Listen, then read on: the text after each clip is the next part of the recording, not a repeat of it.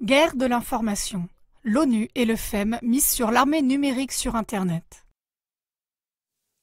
Afin de supprimer les publications indésirables et de garder le contrôle sur les informations et la formation de l'opinion publique, la liberté sur Internet n'est limitée dans aucun autre pays autant qu'en Chine.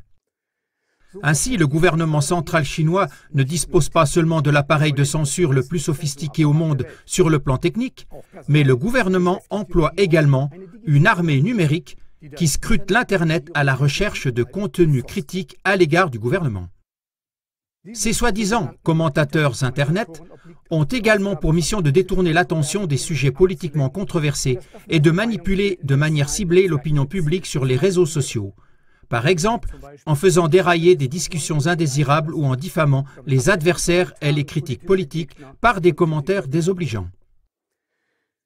Une telle approche dans la lutte pour la souveraineté de l'information ne s'observe toutefois pas uniquement dans des pays au régime totalitaire comme la Chine. Depuis quelque temps, les Nations Unies et le Forum économique mondial mènent une guerre de l'information acharnée qui ressemble beaucoup à celle que connaît la Chine. Ainsi, Melissa Fleming, responsable de la communication mondiale aux Nations Unies, a annoncé dans un podcast du FEM que 110 000 bénévoles de l'information avaient été recrutés pour vérifier la présence de contenus conspirationnistes sur Internet. Selon le FEM, la désinformation sur le web est une infodémie qui nécessite un remède, d'où les efforts de censure systématiques.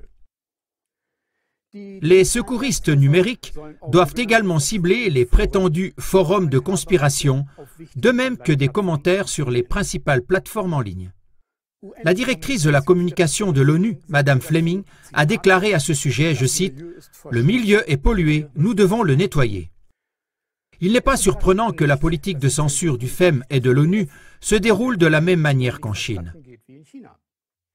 Depuis des décennies, le Forum économique mondial, sous la direction de Klaus Schwab, entretient des relations étroites avec le Parti communiste, qu'il considère comme un modèle. Schwab n'a cessé de faire l'éloge du gouvernement chinois, dont la forme de pouvoir représente une combinaison de socialisme, de capitalisme, de contrôle social et de surveillance.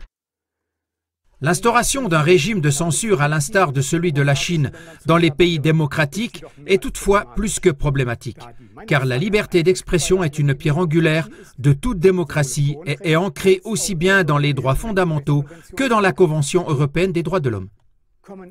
Si les voix dissidentes n'ont plus le droit de s'exprimer, la vérité ne sera déterminée plus que par une seule source. Les efforts du FEM et de l'ONU pour un contrôle total de l'information sont donc contraires à la démocratie, aux droits fondamentaux et aux droits de l'homme.